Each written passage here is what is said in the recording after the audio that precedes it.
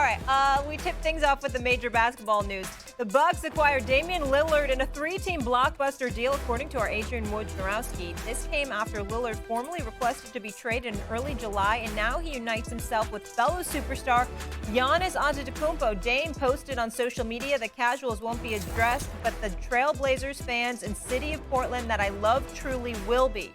They will be addressed truthfully. Stay tuned. Excited for my next chapter. Here are the details. According to Woj, in return for Dame, the Trailblazers get Jrue Holiday, DeAndre Ayton, Toumani Camara, and Milwaukee's 2029 unprotected first-round draft pick. They also get the right to swap picks with the Bucks in 2028 and 2030. The Suns add Yusuf Nurkic, Grayson Allen, Nasir Little, Keon Johnson as part of the three-team deal.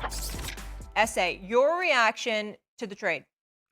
Other than the depression of imagining myself in Milwaukee with room service that closes at 7 p.m.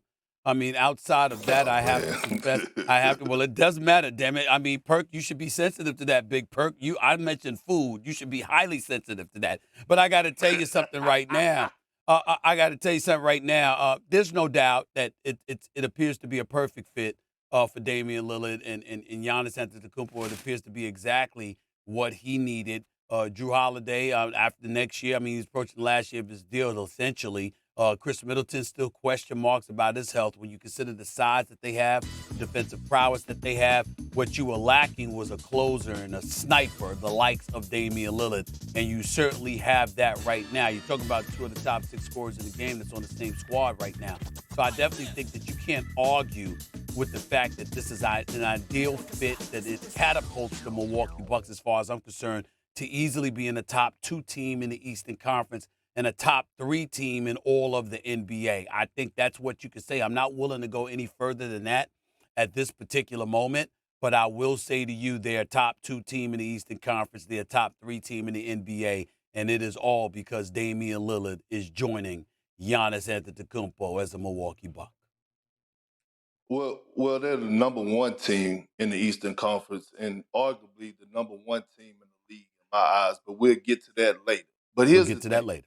When I saw the trade go on, the first thing came to mind for me is that iron sharpens iron, and Giannis Antetokounmpo, he moves the needle. And we all know year in and year out what we're going to get from Giannis. It's going to be MVP caliber play.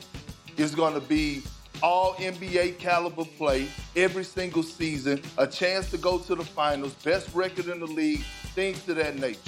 And so what he did was he was eligible for a contract extension, a week and a half, 2 weeks ago, and he haven't signed it yet. He's been on podcasts talking about, I'm a Milwaukee but, see that but right there? Move the needle. And what Giannis do is that he holds everybody around him to a higher standard, including the front office of the Milwaukee Bucks. And they have to make sure that they're on their P's and Q's every single season. And so they didn't act at the trade deadline. They act expeditiously. They went out and got Damian Lillard to show Giannis Antetokounmpo, long as you continue to do your part in being great, I'm going to continue to do mine. So we throw the word blockbuster around a little bit too much for my liking. This is a blue ribbon blockbuster trade. And it's not a blue ribbon blockbuster just because Dame Lillard was in this trade. It's also because he was traded for, in my opinion, a future Hall of Famer in Jrue Holiday. And so what I think you have to look at here is the Bucks moved out a guy who was a defensive ace, who was a core member of their championship team 2 years ago. And they brought in one of the greatest offensive players of our time. Now, what they are doing here is they are wagering on offense. Last year, they were the number 15, dead middle of the pack offensive team in the league. They were a top 15 offense. They were a top 4 defensive team. That's why they had the number 1 overall record, number 1 overall seed in the whole playoffs. They didn't get it done because they couldn't score against the Heat. Now, part of the reason, guys, was because Chris Middleton was injured for most of the year. So what percentage did they increase their chance of winning? Was it 10%? Is it 15%? Is it 7%? I don't know, but it wasn't like they weren't a contender before. Stephen A., you say they're a top 3 team. Perk, you say they're a top 3 team. I say they already were a top 3 team. So my question is, did this truly make a difference with Giannis? I know Giannis is smiling and excited, but on Monday, when he talks to the media, he's going to talk about that pen. Because if he's willing to sign that extension that he wasn't willing to when he was talking a couple of weeks ago, then this trade is brilliant. If he isn't, and the Bucks are in the same situation they were a week ago, which is they better win the title or at least get to the finals this year, or they got big Giannis problems next summer. I don't know. I don't know. And Stephen A., you're upset about Milwaukee. I'm going to tell you why you should be excited right now. You should be excited because the New York Knicks just had a window open. If you tried to trade for Jrue Holiday 2 days ago and you called the Milwaukee Bucks, you would have needed star players and draft picks. Now, Jrue Holiday is on sale. The Blazers are going to let him go for draft picks and matching salary, maybe one okay young player. I'm telling you, if you're a contender, you're trying to get Jrue Holiday right now. This could end up being a net positive for a team like Boston or a team like New York or a team like Philadelphia. I know the Heat and the Blazers couldn't get on the same page on Dame. I would try to get on the same page as them if I were the Miami Heat trying to get Jrue Holiday. This is a multi-layer situation, and this story's only half been written. Right now, at this moment, I love everybody. Let me tell you something right now. If we're talking about a Jalen Brunson with a Jrue Holiday, now you got my attention there. You got my attention there, Wendy, because you see, that would be a highly productive thing, and I'm not accustomed to associating that with the New York Knicks. Somehow, some way, anytime you have an opportunity to get a star. By the way, Jrue Holiday, let's throw this number out right there. This dude right here shot 45% on catch and shoot threes last season, ranking 8th in the league. Very, very important point to bring that up because we need that in New York City. I damn sure can't rely on R.J. Barrett to do it, and I certainly can't rely on Julius Randle to do it come playoff time. So definitely can't. First of all, you can't rely on Julius Randle to shoot anything catch and shoot because you got to dribble the ball 7 damn times before you shoot it. But that's not the point. The point is, if you're telling me that, Wendy, if you're telling me that, I'm touched. My heart is filled. I'm feeling really good right now. The New York Knicks don't blow it. However, let's get back to what you said about Dame. In all seriousness, I'm going to tell you, damn it, I know defense wins championships, but offense wins games. And if I'm looking at Miami and I'm looking at Boston, who re-signed Jaylen Brown, that still got Jason Tatum, that acquired Kristaps Porzingis, okay, who can shoot the ball, by the way, I'm telling y'all right now, if I'm Milwaukee, I needed more offense. And more importantly, let's not just look at Damian Lillard as some 32-point-per-game scorer. I know the brother's lethal offensively, but what makes him most lethal is he's a closer. He closes. And so now what you had with Milwaukee, especially last year, Wendy and Perk, is this. Giannis is coming downhill. He's going to be in attack mode. If I can find a way to neutralize him, I neutralize them. You can't do that now.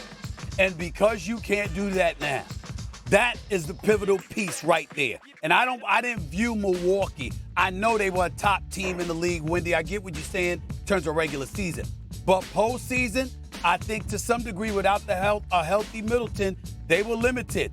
This now eradicates that notion, and that's why I like it. But Perk, I don't have them as number one so easily. I'm not sleeping on Boston.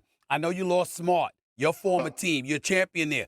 But 7-3 Porzingis with Al Horford and Robert Williams on that front line, with Brogdon and Derek White, with Tatum and Brown, I'm not just dismissing Boston. I'm not doing that.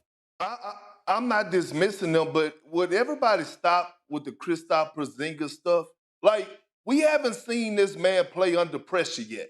Like, he was going to drop a 20-piece with the Washington Wizards, who had no type of ceiling or no type of goals last season. You could drop a 20-piece or average a dub in this league today.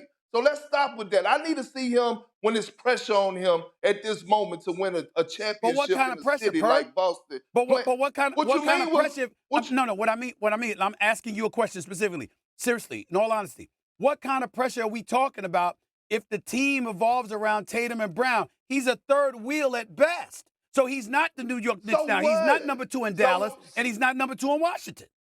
So what? They gave up their heart and soul of their team and Marcus Smart. Damn it, you better bring something. You better bring more. I don't want to hear about Jaylen Brown and Jason Tatum. Yes, we know that they're the best duo on that, and arguably the best duo in the league and the best players on that league. But they didn't bring Kristaps Porzingis in there to be a role player. No, they're saying that they have a big three. But when I look at the Bucks front line, and I look at Bobby Portis, who could have won Sixth Man of the Year, I look at Brook Lopez, who is doing it on both ends of the floor, arguably could have won Defensive Player of the Year, and we already know what Giannis bringing. I take them any day of the week over the Celtics front court, and there's no disrespect to Al Horford or Robert Williams. Now, to Wendy's point. Wendy, we all watched the NBA Finals last year. And the one thing that we was amazed about was the duo of Jamal Murray and Jokic. And not just offensively. What were people talking about Jamal Murray and Jokic? They were talking about how they raised their level of defense. When you're playing for something, when you have a different type of motivation, all of a sudden you dig deep. So I understand what Jrue Holiday brought to the table, but let's be real. Dame hasn't been playing for nothing over the last 4 or 5 years. Now all of a sudden you get him next to Giannis Antetokounmpo, I'm going to see Damian Lillard fighting to get up over screens. I'm going to see Damian Lillard sinking while Big go to help, while he's sinking on the other big legs to box him out and things to that nature. You're going to see him start to do those little intangibles because he know that this window and this opportunity of him winning the championship is right now. I'm very excited to watch Giannis and Dame play together. I'll point out that one of the things that people aren't paying attention to is that Terry Stotts, who was, I think, Dame's coach his first 9 or 10 years in the league, is the lead assistant at Milwaukee. He's going to walk in there and have a coach who knows how to play him, knows where to put him in comfortable Good spots. point. I think that's going to be a huge factor in this. Opening night for the Bucks is against the 76ers. That's appointment television. They're playing the Lakers on ESPN in a preseason game in a couple of weeks. That's appointment television. I can't wait to watch them play.